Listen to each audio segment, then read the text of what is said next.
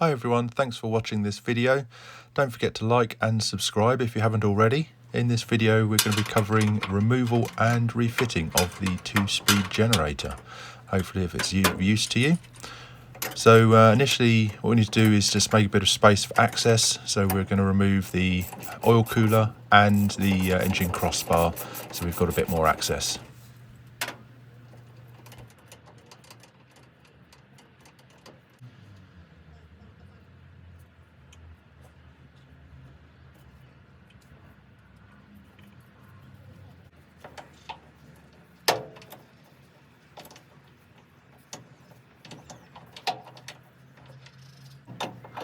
It's slightly difficult to see here just out of shot, but I'm just loosening off the oil supply hoses to the oil cooler. Best to do this with it still attached, much easier to get on those connections.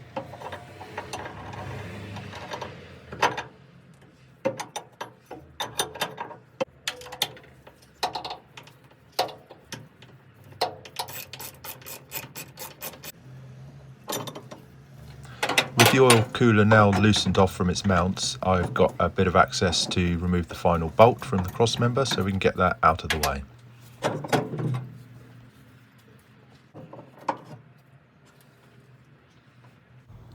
With the oil cooler removed, we can see the 2-speed generator that we're going to be removing and replacing.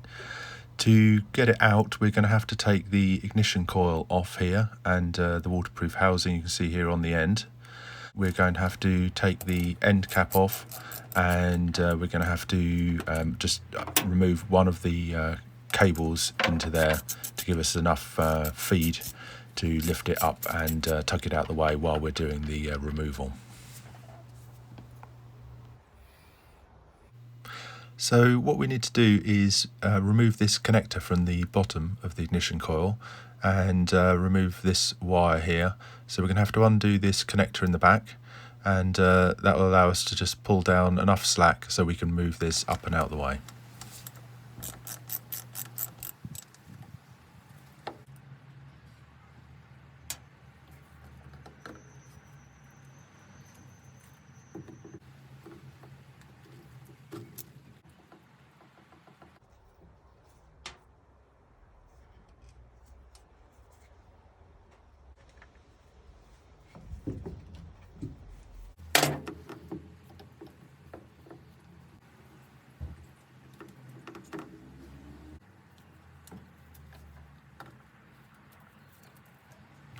So with the ignition coil removed, we've got all the access we need now to start disconnecting the belts and slacken off the mounts and get this 2-speed generator pulled out.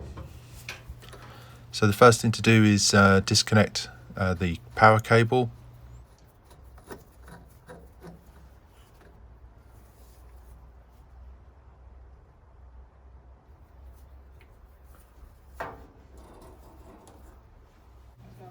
So there's a long threaded rod which is used for the tension adjustment for the belts, the drive belts for the generator.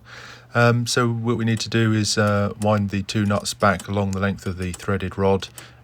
Make sure it's cleaned up nicely, makes your life a lot easier if it's a bit grimy or dirty when you're trying to do that. And then that will give us the movement needed on the generator bracket to remove the belts.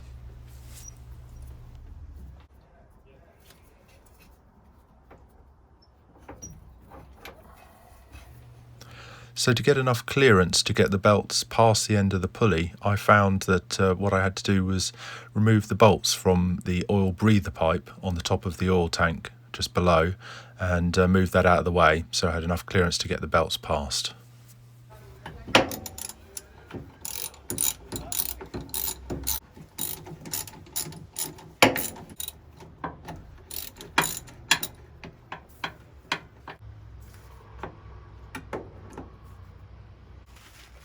Care needs to be taken that nothing drops down into the oil tank, so a improvised bung was added. And this is where the real fun begins. Taking the belts off can be a little bit tricky. I find if I'm removing the generator, then it's as easy to loosen off the clamps to give a little bit more movement to make life a little bit easier. But the basic process is just to remove the belts one at a time, moving them across to the next groove on all three pulleys on the fan, on the generator and on the engine drive, and remove them one at a time. There's no real trick to it.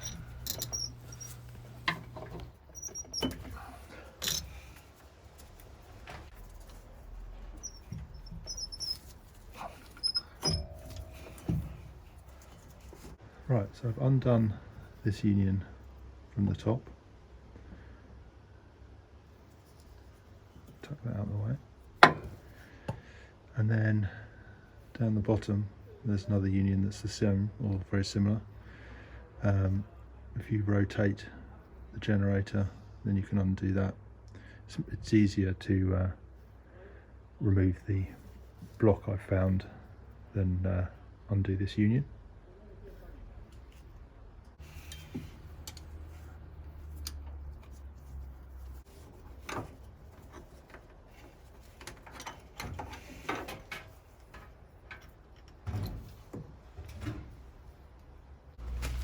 The generator itself is pretty heavy, so it may be easier with somebody there to lend a hand. It's also a little bit awkward on the space, so you just have to sort of fiddle it out as best you can. There is enough space to get it past the clamps, but I did find I had to bend one of the clamps up and out the way just to give that little bit of extra access.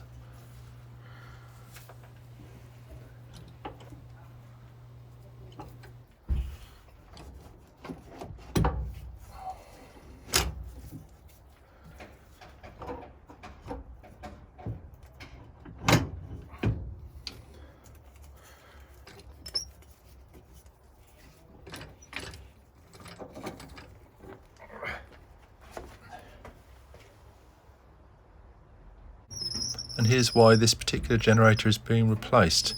Quite a nasty noise it's making.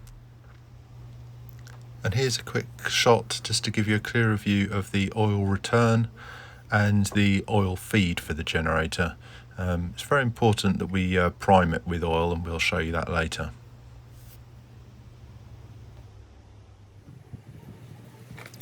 So here's a few shots of me opening up the oil wrapping on a new old stock generator that's going to be a replacement.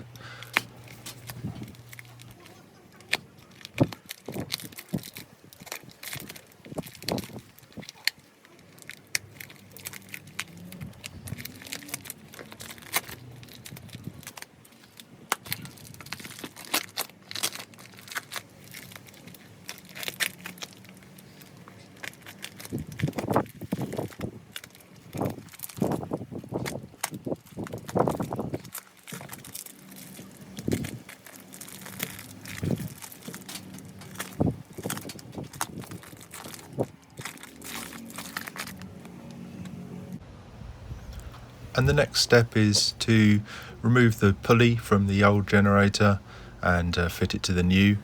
We'll also need to remove the oil feed and return blocks because we'll be keeping those fitted to the vehicle.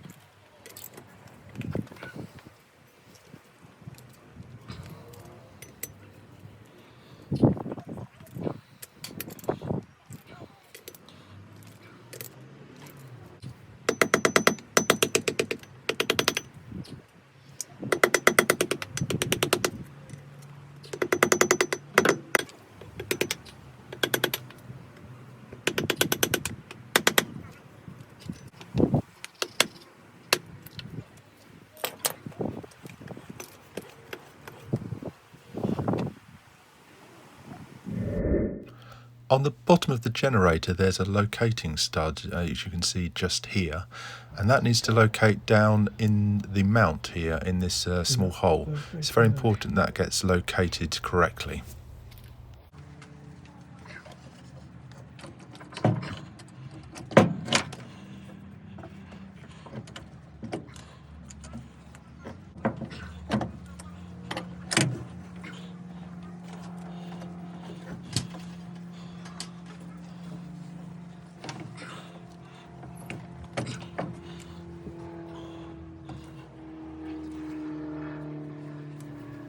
It's important at this point to make sure all of the mounts are where you want them.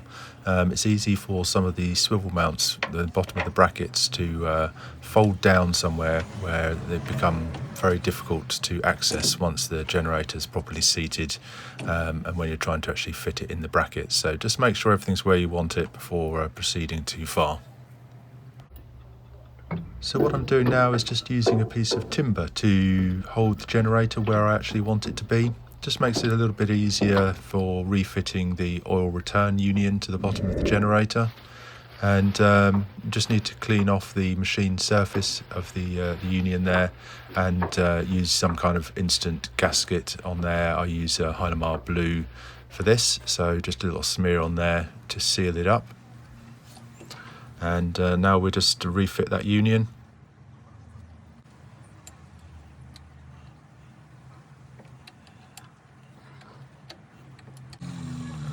And with that union in place, we can rotate the generator back round, make sure that the stud on the bottom is locating properly where it should be in the mount, and we can fit the top oil supply union onto the generator.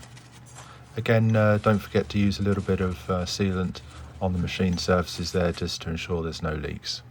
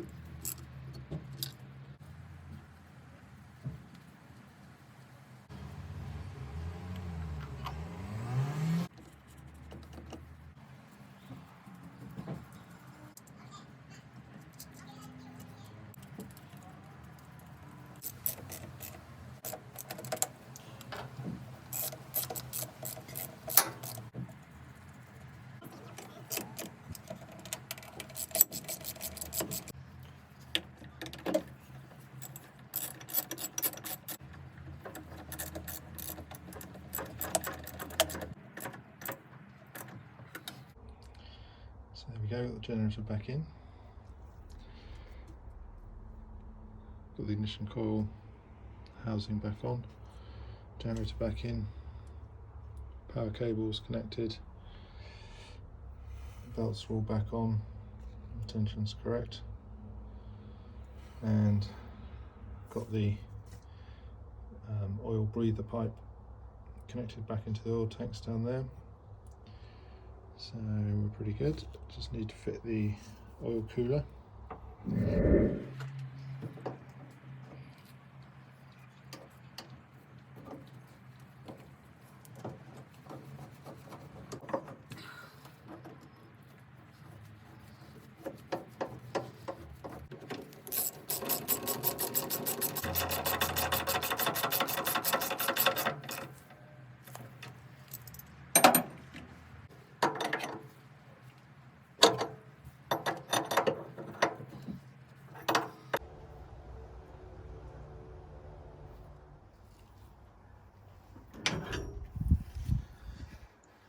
So we've got to undo this to be able to fill with oil to prime it before we start it.